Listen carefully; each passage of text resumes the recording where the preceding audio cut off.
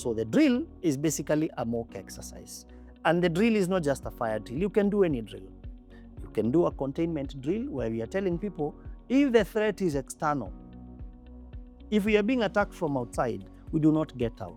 We stay in. So we stay contained in the building. Shelter in place. How do we do that? Who do we call during that time? What must we not do? Right? Which rooms are the best to provide the best cover? Which rooms have the most barriers before you actually get to? And within which time, at least you're sure, emergency response would have come. That is one drill. The next drill you can do is what you call an evacuation drill. And you can either evacuate because there is a fire, or you can evacuate because there's an electrical fault. In both cases, it is important that people know where to go. So where is your assembly point? Where is your emergency assembly point? And this is the other challenge. In multiple workplace complexes, you'll find there is one emergency point, which is at a parking, and that parking already has a car park there. So when we call for evacuation, the parking is full of human beings who are scattered. They have no idea where they are going or what they are supposed to do. How do you do a roll call in that environment, to be honest? This is a challenge to you as an employer. If you're in a complex where you have many workplaces, identify one spot. It may not even be the one that is marked by the building. Identify one spot that is going to be a designated assembly point for your workplace. And this is where your people know, in case of an emergency and we have to evacuate, all of us converge here. And we line up according to our departments. And the departmental head confirms that all of us are actually present at the assembly point. Before everyone else is coming out and there's chaos and there's all this noise, nothing would happen in that chaos. An evacuation drill, basically. First of all, we must know where we are going. Secondly, which route are we using? If I raise my head in the office and I realize that door is actually crowded because everyone is running to that door, is there an alternative? What if that door is actually the one that is compromised? What if the fire began at the reception and we actually cannot use the door, that is the main door, to get out? What is the alternative? What is this other door, which you call an emergency exit? And is it even there? If it is there, is it marked? What is behind that door? Am I going to a trap? Because some people, what I've actually realized to do, if it is a staircase, it has become your archive. That's where you keep all the boxes, all the old files, all the spoiled equipment, the old printers that you no longer use. That is where you take them. During an emergency, that route is not accessible. So before you even do the drill, you need to do a mock-up where the emergency response team actually walks down all the way to the basement, if it is a basement, and confirm that that route is actually clear, it has lighting, and it is actually safe to use during that day of evacuation. Without that, please don't do a drill. You're not ready for an evacuation drill. And you said the evacuation drill can either be because of a fire, or it can also be because of an electrical fault. So you can just call it a fire drill or an evacuation drill, and you can model both events. Now, during a fire drill, what is important to see when you're doing this drill, when you're doing this mock exercise? What is it that you want to see so that you know whether you're ready? You want to see whether the marshals divided themselves such that some are coordinating evacuation, some are actually calling fire brigade, some are actually carrying extinguishers and trying to identify the source of fire. Or rather, they've identified the source of fire and therefore they're actually going for the right extinguishers to be able to extinguish this fire. If you do not see that, you guys are not ready for a drill. What is the role of first aiders during a drill? Some people might fall on the stairs as they evacuate. Some people might actually panic, get a panic attack, and even sometimes collapse.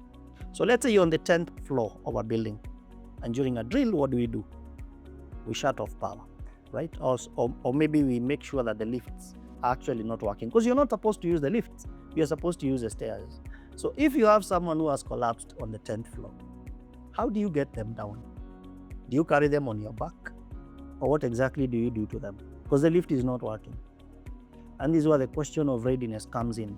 It's something we call an evacuation chair. And you're able to wheel this person who has collapsed all the way down. Or you can even use a stretcher, something that people can carry together and get this person to a safe place. If you're not prepared for that, again, don't do a drill. Because what is the point of practicing? What you know will definitely fail. So basically what I'm trying to tell you, and this is not a castigation, this is basically trying to get you prepared. If you're in a storied building, check that your landlord or your employer has provided what you call an external staircase. Let me give you a scenario.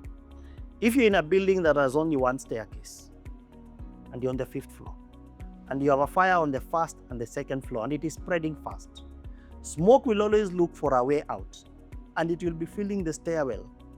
It will be so thick, no one will get down alive. And I think before I have told you, 90% of the victims of fire do not die out of the flames. They die out of the smoke poisoning. And that is why in the fire risk reduction rules, it is very clear that for every multi-story building, there must be an external staircase that we can access. And as people are going down, they're actually getting fresh air all the way down to the assembly point. So these are things you need to be checking for, so that even during the drill, you can be able to access that emergency escape and be able to use it. The worst thing that people can do during that time is to access their exits and realize they are blocked and panic. Let me take you back a bit to the Nakumatt story. And this is a sad story because I think we lost almost 20 people or thereabout. I may not have the exact figures now.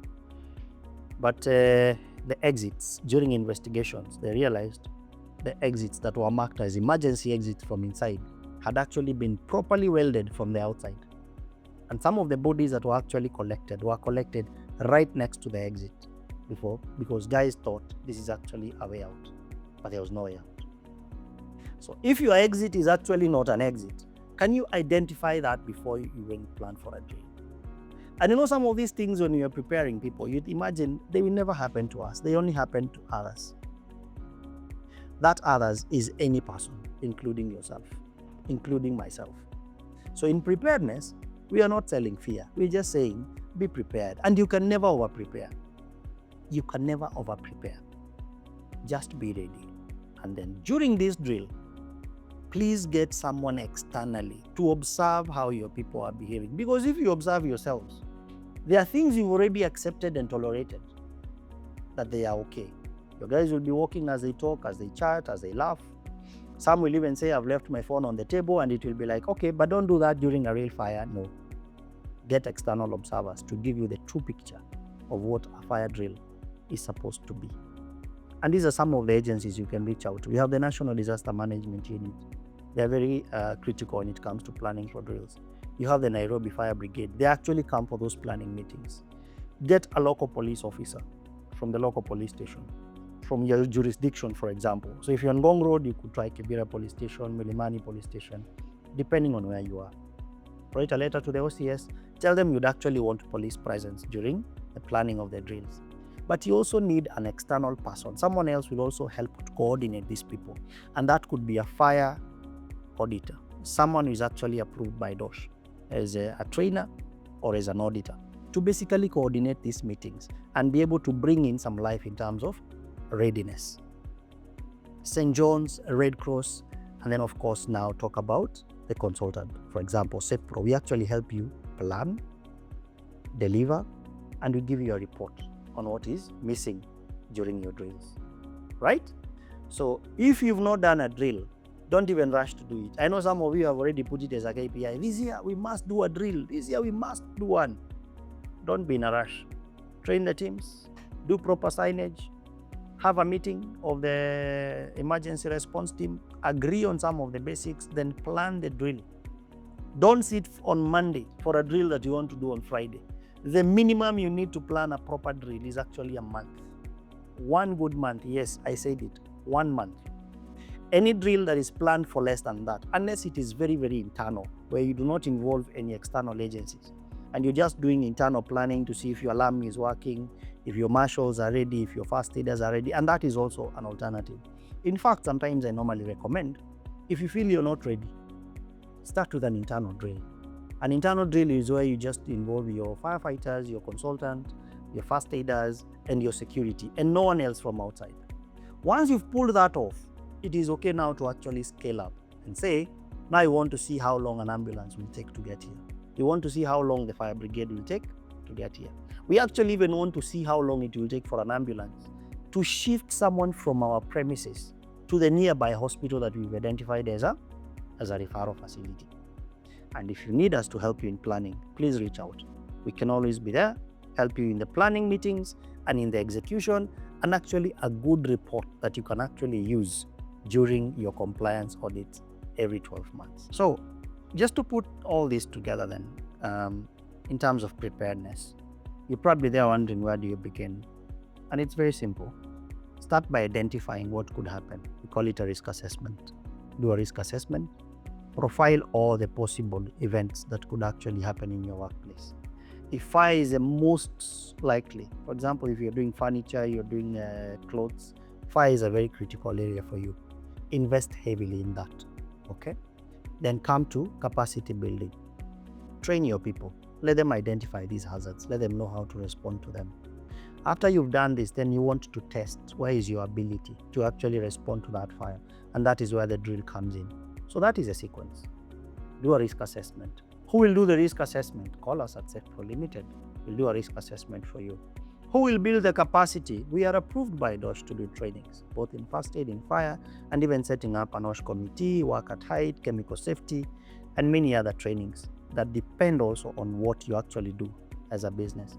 And then how do you actually now test yourselves? The drills, and we can help you plan right from scratch, putting together the emergency teams, executing the drill itself, and preparing a very comprehensive report that will give you a picture of where you are and where you need to go. And for us at Safepro, it is not touch and go. For us, we walk with you the journey until you're at a place where you can say, we feel now we are ready for the next level. And there'll always be another level. There's no 100% compliance. It is a continual improvement journey from one level up to the next. So please feel free to call us, email us, reach out to us through our socials, and we'll be able to give you the assistance that you need. Karibuni.